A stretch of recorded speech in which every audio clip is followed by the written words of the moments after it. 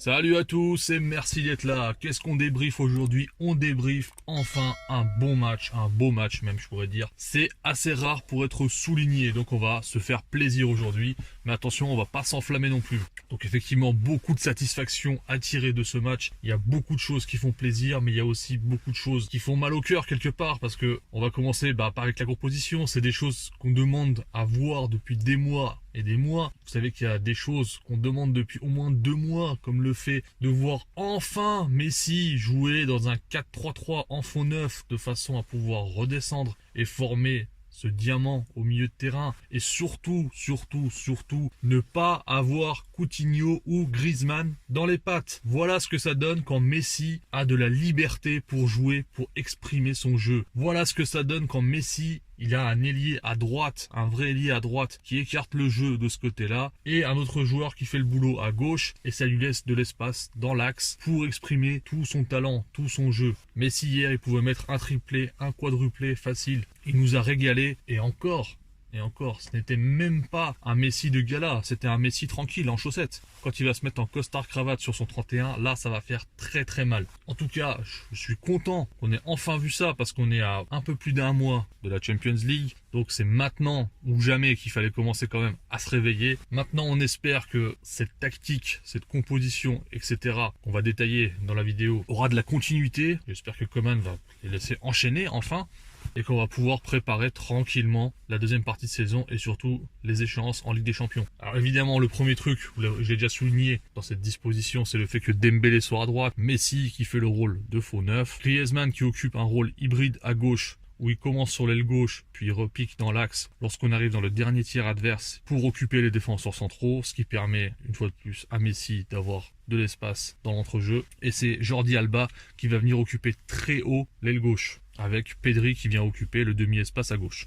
Frenkie lui aussi, il a un rôle hybride, il a un rôle de relayeur parce qu'on est dans une sorte de 4-3-3 avec pointe basse, mais il doit aussi assurer un rôle de pivot dans certaines séquences où on a besoin d'avoir plus de monde défensivement. Et je trouve qu'il commence parfaitement à s'adapter aussi à ce rôle hybride, il commence à le comprendre. Finalement, sur ce côté droit, je le trouve plus performant que quand il joue sur le côté gauche, du moins cette saison. Et il exécute aussi parfaitement cette consigne d'apporter du surnombre dans la surface. Donc ça fait 2 matchs qui plonge, qui fait des longues courses dans la surface pour recevoir des passes de Messi, et ça fait 2 matchs que ça fait but. Alors l'enflammade est quand même à modérer, parce que on jouait une équipe de Bilbao qui vient de changer de coach, très clairement. Je crois que le coach il était arrivé depuis 48 heures, il a dû faire même pas une séance d'entraînement. Marcelino d'ailleurs, qui est un très bon coach de Liga, on est content de le revoir en Liga. C'est une équipe qui avait beaucoup de soucis et ça s'est vu sur le terrain.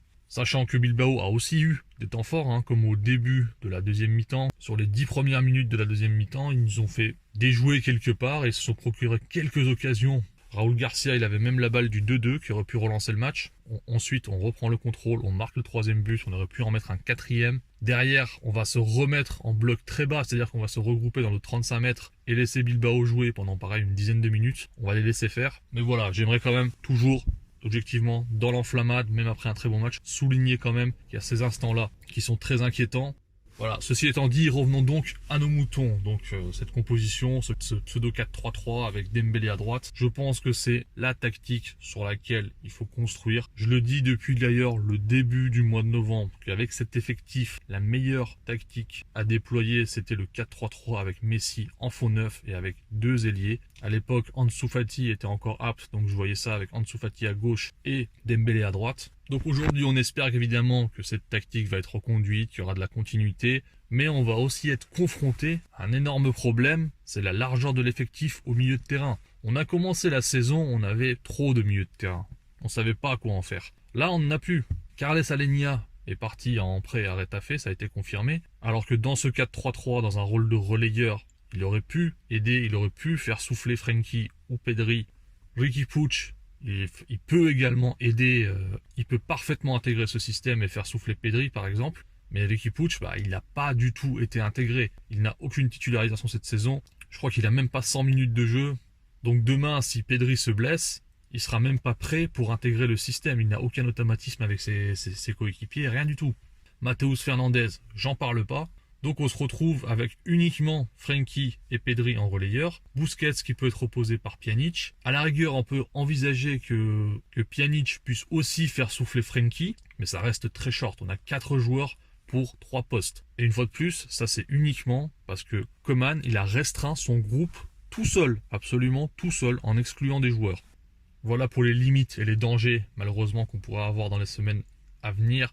Maintenant, les doutes sur le système étant dit, on va passer aux individualités. Il faut souligner évidemment la masterclass de Lionel Messi. Très très bon match. Après, c'est rien d'étonnant, une fois de plus. Quand il est mis dans les bonnes dispositions, c'est le minimum de Lionel Messi. À côté de lui, évidemment, il y a la superbe match. Ousmane Dembélé, peut-être un de ses meilleurs matchs depuis qu'il est au Barça. En tout cas, dans la compréhension du jeu, dans la compréhension de son rôle d'ailier, dans tout ce qu'il a fait, c'était franchement un match complet de sa part. On espère revoir ça, on espère que ça va continuer.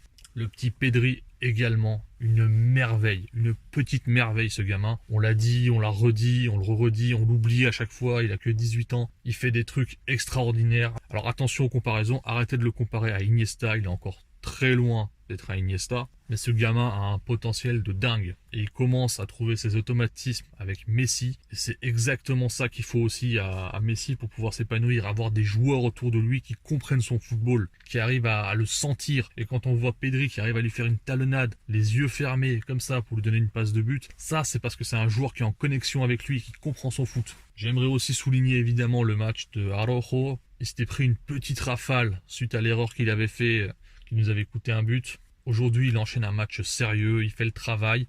Maintenant, est-ce que ce sera un défenseur central qui va pouvoir s'imposer dans la durée au Barça? Franchement, j'ai encore des doutes. On n'est pas encore là, c'est encore très loin. Il a encore beaucoup de travail à ce niveau-là. C'est un gamin, il enchaîne les minutes, il prend de l'expérience, il progresse, voilà, faut le souligner. Sur les individualités aussi, je souligne aussi le très bon match de Frenkie. Il enchaîne d'ailleurs des bons matchs là depuis quelques matchs. C'est de très bonnes perfs. D'ailleurs, il joue beaucoup plus simple. Il libère plus facilement son ballon. Il est souvent positionné au bon endroit maintenant. Voilà, c'est tout pour ce débrief. Un dernier petit point avant de vous quitter. Il y a une petite question que j'ai à vous poser. Alors j'envisage de faire des petits lives sur Instagram après les matchs, genre vraiment juste après les matchs, pour faire pas un débrief à chaud, mais plus avoir un ressenti et pouvoir échanger avec vous. Donc n'hésitez pas à me dire ce que vous en pensez, si ça vous intéresse, oui, non, etc. Peu importe. Vous me dites ça en commentaire ou directement sur Insta, vous avez le lien dans la description. Prenez soin de vous, allez ciao!